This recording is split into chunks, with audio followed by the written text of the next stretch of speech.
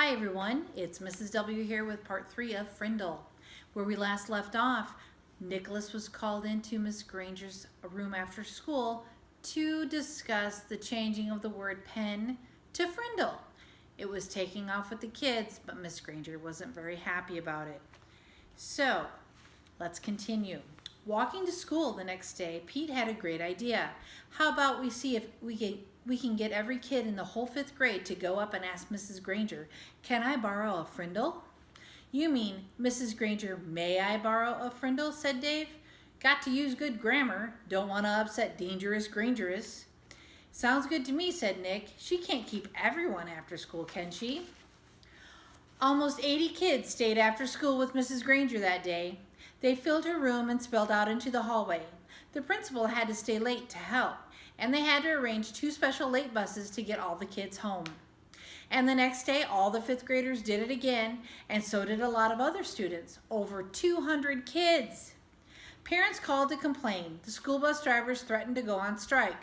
And then the school board and the superintendent got involved. And about this time, the principal of Lincoln Elementary School paid a little visit to the home of Mr. and Mrs. Allen. She wanted to talk to them about their son, the one in 5th grade, the one named Nick. Chapter 9, Chess. Mrs. Margaret Chatham had been the principal of Lincoln Elementary School for 18 years. She knew Mr. and Mrs. Allen because they had served together on the building committee when the old Lincoln School was torn down and the new one was built 6 years ago. When she telephoned on the afternoon of October 1st to set up the meeting, Mrs. Chatham asked Nick to be there too. It was 6:30 when she knocked and Nick opened the door. "Good evening, Nick," she said, no smile. "Hi, Mrs. Chatham," said Nick, backing away as she filled the doorway. She was a large person as tall as Nick's dad and wide shoulders. Nick guessed she would play linebacker on a football team because that's what his dad had played in college. "Hello, Mr. and Mrs. Allen," she said, stepping into the living room. She was wearing a long black raincoat with a red silk scarf tied loosely around her neck. She kept her coat on, but took off the scarf and tucked it into her left pocket. She shook hands stiffly with both Nick's parents before sitting down on the chair to the left of the couch. Nick's mom and dad sat on the couch, and Nick sat on the rocking chair that faced Mrs. Chatham across the low coffee table. "This is not an easy visit for me. We are having some trouble at school, and it appears Nick is in the middle of it." Then, while Nick's parents listened, Mrs. Chatham laid out the story as she saw it. Nick encouraging the other kids to use his new word, Mrs. Granger forbidding it, and the ruined 5th grade class picture, hundreds of kids staying after school, and a general feeling that there was a rebellion at school with no one respecting the rules anymore. Nick watched his mom and dad while Mrs. Chatham talked, looking from one face to another. His dad was listening carefully, nodding and frowning. He looked embarrassed about the trouble, but his mom looked kind of annoyed. And when Mrs. Chatham finished her story, Nick's mom was the first one to speak. "But doesn't all this seem like a lot of fuss about something pretty silly?" Nick sat quietly, but in his mind he shouted, "Hooray for Mom! Hooray for mothers everywhere!" His mom wasn't annoyed with him. She was annoyed with Mrs. Granger, maybe even annoyed with Mrs. Chatham. This was getting interesting. Mrs. Allen was still talking to the principal. "I mean, is there really any harm in the children making up a funny word and saying it? Does there have to be a rule that a word like this may not be used?" Mrs. Chatham sighed and said, "Yes, I suppose it does seem silly, but Mrs. Granger thinks it's rather like keeping children from saying ain't. There have to be standards. That's why we have dictionaries. And really, the problem isn't so much the word itself, it's the lack of respect for authority." Mr. Allen said, "Mrs. Granger's right about that. There have to be standards. We can't have kids walking around saying ain't, can we?" And that's when Nick piped in. "You know that big dictionary in Mrs. Granger's room? The word ain't is right there in the book. I looked it up, and there it was. I don't see why I can't use a word if it's in the dictionary." Mrs. Granger even said that her big dictionary was the law. Nick looked from face to face to face. That stumped them all. He had just launched a first-class thought grenade. "Well, yes, but, well, as I said, the word ain't and even the word frindle, these are not the real issue here," said Mrs. Chatham. Mrs. Allen said, Well, I think the real issue is Mrs. Granger's reaction to the harmless little experiment with language. It's an overreaction, don't you think so, Tom? And Mrs. Allen looked at her husband. It was Mr. Allen's turn to look from face to face to face. He was lost. Yes, well, sure, I guess so. I mean, it's not like anybody's been hurt. It's not like vandalism or stealing or something like that. His sentence trailed off, and he rubbed his chin and stared thoughtfully through the window on the wall behind Mrs. Chatham. And while the three grown-ups sat there in an uncomfortable moment of silence, Nick had a sudden vision of what was really going on here. It was a chess game. Nick against Mrs. Granger. Mrs. Granger had just tried to end the game by using her queen, Mrs. Chatham, in her black raincoat, the Black Queen. Nick didn't know it until the attack was underway, but he had a powerful defender of his own. Good old Mom, the White Queen. And the game was not over. It would go on until there was a winner and a loser. Mrs. Chatham didn't stay much longer. There was a little more talk back and forth across the chessboard about how children have a right to explore new ideas, about the importance of respecting teachers and the work they do, about everybody needing to keep up standards and make school a safe place to learn. Then Mr. Allen offered Mrs. Chatham some coffee and banana bread. But she said, no thanks, I really must be going now. She thanked Nick's parents, and they thanked her. Nick opened the door and said, good night, Mrs. Chatham, and then the Black Queen put on her red scarf and walked off into the October twilight. Nick, I think we better talk a little more about this, said his mom, sitting back down on the couch. If I find out that you've been disrespectful to Mrs. Granger or any other teacher at school, then you really will be in big trouble. I haven't been disrespectful, honest. I did get everybody started using my word, but like you said, it didn't hurt anybody. And I'm sorry if me, Dave, and Pete got everybody to ask Mrs. Granger to borrow a Frindle. That was mean, I guess. But she started it by making kids stay after school and write 100 sentences just for saying my word once. All the kids like to use my word. It's just fun, that's all. Well, said Nick's dad, if it gets everyone upset and makes the principal come talk to your mother and me, then it must not be fun for everybody, is it? And I think you should just tell your friends to knock it off. Right now. I mean tomorrow. Nick shook his head. I can't, Dad. It won't work. It's a real word now. It used to be just mine, but not anymore. If I knew how to stop it, I think I probably would, but I can't. And Nick looked at both of their faces to see if that idea was sinking in. It was. Like I said, I won't be disrespectful, but I do like my word. And I guess now we're just going to have to see what happens. And the chessmen, Nick's king and queen, had to agree. The game would go on. Chapter 10, Freedom of the Press. Judy Morgan was a reporter for the Westfield Gazette, the local newspaper. Westfield was a quiet little town. There was an occasional burglary. The teenagers got rowdy once in a while, and there was some shouting at the town council or the planning board now and then. But mostly things were calm and orderly in Westfield, and every Thursday the Westfield Gazette proved it. Ted Bell sold advertisements for the paper, and he had a daughter in the 4th grade at Lincoln Elementary. He told Judy that a bunch of 5th graders were making trouble and were not obeying teachers anymore, that there was something about a secret code word they were all using. And half the students had been kept after school one day last week, including his own little girl. The only other story Judy was working on was about 18 new trees that were going to be planted along East Main Street. The trees could wait. This thing at the elementary school sounded like a real story. So Judy Morgan showed up at Lincoln Elementary School at 3 o'clock the day after Miss Chatham had been to visit Nick's parents. The sign on the door said all visitors must report to the office, and she did. On the bulletin board outside the office, Judy saw Mrs. Granger's notice about the punishment for using the word Frindle. She stepped back 2 paces, aimed her camera at the notice, and snapped a photo. She read the notice once more and then stepped into the office. Mrs. Freed, the school secretary, looked up and smiled. May I help you? Yes, I'm sure you can. My name is Judy Morgan, and I work for the Westfield Gazette.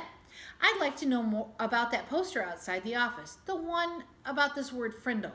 Who should I talk to? Mrs. Freed stopped smiling. She was sick and tired of anything to do with that word. For the past week, her phone had been ringing off the hook. If it wasn't a parent complaining about a child who had to stay after school, it was someone from the school board trying to get in touch with Mrs. Chatham or Mrs. Granger.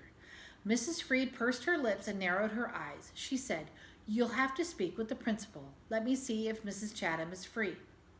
She was. There wasn't a principal alive who won't find the time to talk to someone from the local newspaper.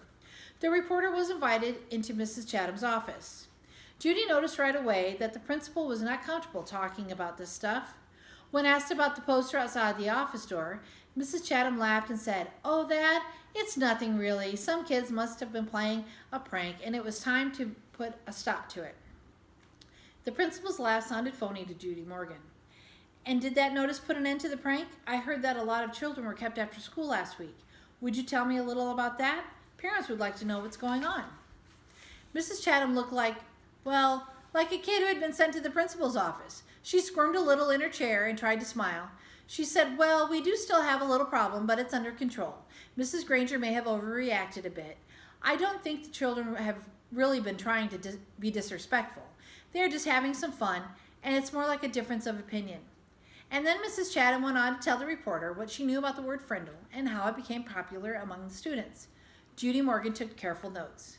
And when the principal had finished, Judy said, "Would you mind if I asked Mrs. Granger a few questions?" Mrs. Chatham said, "No, not at all." But Judy could tell that the principal wished she would just go away. What could she say, though? Mrs. Chatham couldn't very well keep the reporter away from Mrs. Granger because, after all, America is a free country with a free press. If Judy really wanted to, she would talk to Mrs. Granger sooner or later. It was sooner. In 3 minutes, Judy Morgan was standing at the doorway of room 12, looking in at Mrs. Granger. There were about 15 children sitting at desks scattered around the room, busy writing out their 100 sentences. She knocked, and the teacher and students looked up from their work. "I'm Judy Morgan from the Westfield Gazette, Mrs. Granger. May I have a word with you?"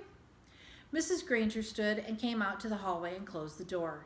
Judy could see past her and saw that every kid in the room was straining to listen. Judy noticed Mrs. Granger's eyes right away. Gray, maybe flecked with a little gold, and very sharp, but not hard or mean, just bright and strong. The reporter didn't waste words. "So I hear that you plan to stop the students from using their new word. How goes the battle?"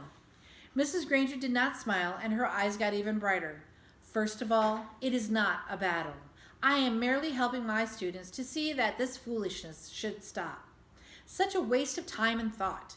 There is no reason to invent a new and useless word.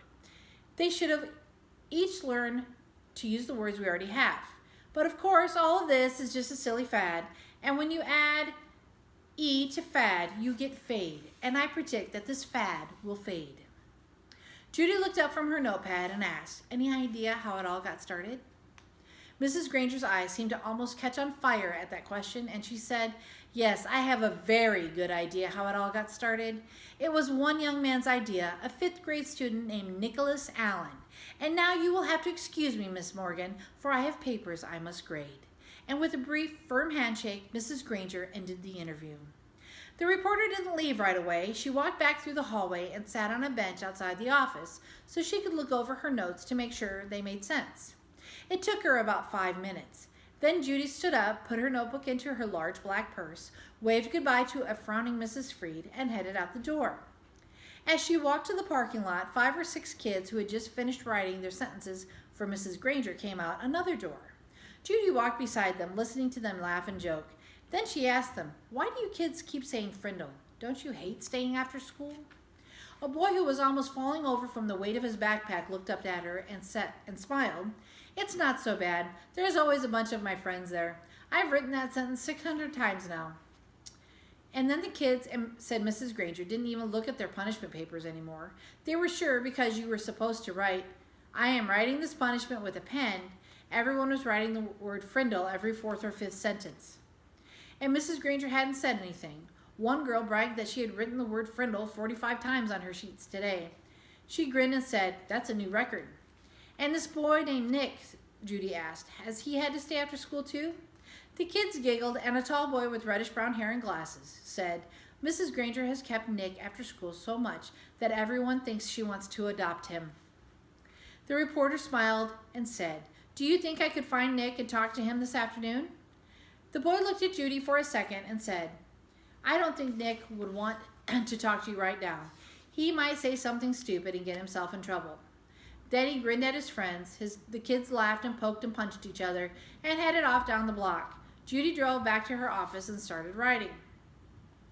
The next morning, a brown envelope arrived at the Gazette offices addressed to Judy Morgan, and below her name was written, Frindle Story.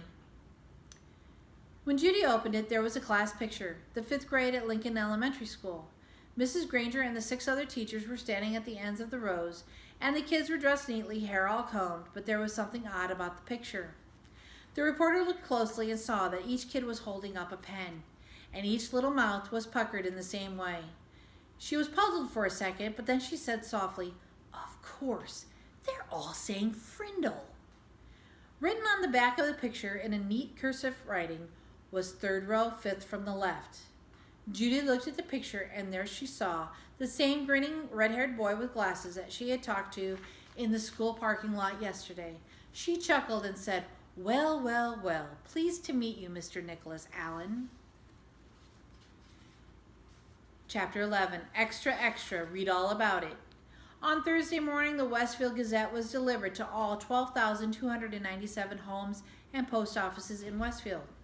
The story about Lincoln Elementary School was the first item on the front page. And the headline? Local 5th grader says, "Move over, Mr. Webster." It was quite an article. Not that Judy Morgan didn't tell the truth. Every statement in the article was completely true. It was the particular way she told the truth that got things hopping around town.